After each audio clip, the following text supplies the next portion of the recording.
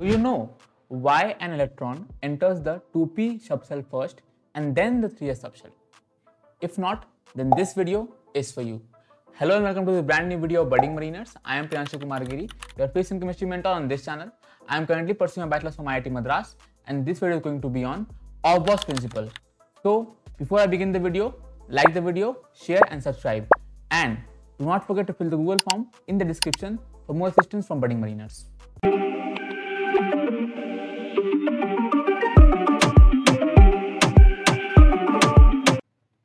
So first of all, what is this Aufbau's principle? ठीक है? So this principle determines the order of filling of electrons in subshells. मतलब किस subshell में electron पहले जाएगा और किसमें बाद में जाएगा, ये तय करता है आपका Aufbau's प्रिंसिपल. ठीक है? अब ये किस बेसिस पे तय करता है? तो ये आपका होता है कि जिसका एनर्जी कम इलेक्ट्रॉन पहले वहां जाएगा, जिस सबशेल का एनर्जी कम इलेक्ट्रॉन पहले वहां जाएगा, जिसका एनर्जी ज्यादा इलेक्ट्रॉन वहां बाद में जाएगा. ठीक है? नाउ ये कैसे पता चलेगा हमको कि किस सबशेल का एनर्जी कम है किससे ज्यादा? उसके लिए we have a rule called the n+l rule. ठीक है? ये बहुत इंपॉर्टेंट रूल है. Now what is n, what is l, we will know them one by one. So now what is n? ये n है क्या? तो n is called the principal quantum number. अब ये क्वांटम नंबर क्या होते हैं सर? तो चार होते हैं, n, l, m और s. तो n और l को हम लोग यहाँ डिस्कस कर रहे हैं, m और s को हम लोग अलग से डिस्कस करेंगे in the quantum number video. ठीक है? अब एक्चुअल में होता क्या है ये सर? ये होता है shell number of an atom. एक एटम में जितने भी शेल होते हैं, 3, 4, 5 जो भी होते हैं, उनको बोलते हैं उसका n. ठीक है? Shell number. ठीक है? अब क्या है कि तो जितने भी शेल टोटल एक पर्टिकुलर एटम में ऑर्बिट, सेल ऑर्बिट जो बोलना चाहें आप, वो उसका n वैल्यू होता है. फॉर एग्जाम्पल अगर आपका सबशेल जो है 1s है, उसके लिए n वैल्यू कितना होगा? 1.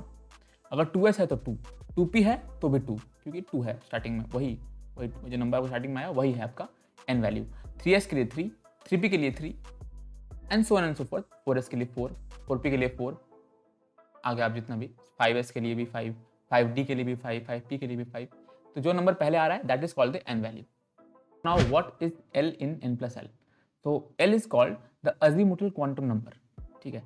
अब एक्चुअल में होता क्या है? It is a particular value assigned depending upon the type of subshell. तो s है, p है, d है, f है, हर एक के लिए अलग अलग l वैल्यू डिसाइड किया गया है. ठीक है? तो अगर आपका सबशेल s है, उसके लिए l का वैल्यू 0 होगा. अगर आपका सबशेल p है तो उसके लिए l का वैल्यू 1, d है तो 2 और f है तो 3. ये प्री डिफाइंड वैल्यूज होता है. ठीक है? और इनको यूज करना है हमको आगे n+l निकालने के लिए.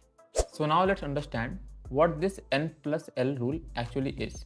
तो सबशेल अगर आपका 1s है, उसके लिए n का वैल्यू होगा 1, l का 0 क्योंकि s है इसलिए. n+l कितना आ गया आपका? 1. ठीक है? 2s का बात कर लेते हैं. 2s के लिए n का वैल्यू होगा 2 और l का वैल्यू अगेन 0 क्योंकि s है इसलिए. तो कितना है n+l आपका? 2 आया. नाउ अब ये रूल क्या बोलता है? ये बोलता है कि लोअर वैल्यू ऑफ n+l का मतलब होगा कि लोअर एनर्जी, मतलब 1s का एनर्जी 2s से कम. ठीक है? तो इलेक्ट्रॉन लोअर वाले में पहले जाएगा, फिर अपर वाले में आएगा एनर्जी वाइज. ठीक है? वैल्यू वाइज भी इसका लोअर वैल्यू n+l का, उसका लोअर एनर्जी और इलेक्ट्रॉन पहले वहां जाएगा. ठीक है? सो क्योंकि n+l 1s का कम है 2s से, इसलिए इलेक्ट्रॉन पहले 1s में जाएगा फिर 2s में. तो पहले 1s फिर 2s एंड आगे इसी रूल पे so on and so fourth electron आगे बढ़ता चला जाएगा. तो now let's move on to the next subshell 2p. Okay? So n for 2p is 2, l for 2p is 1 because p. So l for p is 1. Now n+l gives 3. 2p का n+l 3 आया आपके पास. Next let's do for 3s. 3s के लिए n value 3, l value 0. तो again n+l 3. अब सवाल होता है कि दोनों का n+l सेम है, तो इलेक्ट्रॉन पहले कहाँ जाएगा? ठीक है? अब क्या करना है आपको? इन दिस केस अगर टाई होता है आपका n+l, ठीक है, दो से ज़्यादा सबसे लगा हुआ है सेम n+l वाले, तो कहाँ जाता है पहले इलेक्ट्रॉन? तो उस केस में आपको करना क्या है कि पहले वहाँ भेजिए इलेक्ट्रॉन को जहाँ पर n कम है. तो n+l सेम है, तो n जिसका कम है पहले इलेक्ट्रॉन वहाँ जाएगा. ठीक है? तो 2p में पहले फिर 3s में. क्यों? क्योंकि 2p का जो n है वो 2 है और 3s का जो n है वो 3 है. n+l सेम है तो आप n चेक कीजिए, जिसका n कम वहां पर इलेक्ट्रॉन पहले जाएगा. So now let's create a general order of filling for subshells using the n+l rule. ठीक है? सो ये आपके सबशेल्स हैं 1s, 2s and so on and so forth. पहले आपका इलेक्ट्रॉन गया 1s में क्योंकि उसका n+l वैल्यू 1, फिर गया 2s में क्योंकि उसका n+l वैल्यू 2, फिर वो गया 2p में, फिर 3s में, दोनों का वैल्यू जो है वो 3। तो एक एरो पर जो भी सबसेल्स हैं उनका n+ वैल्यू सेम है। अब एरो देखिए पहले 2p से गुजरा फिर 3s में गया। दिस डिपिक्ट्स कि इलेक्ट्रॉन पहले 2p में जाएगा फिर 3s में, ठीक है, क्योंकि n वैल्यू 2p का छोटा है, मैंने अभी बात किया उसके बारे में, ठीक है।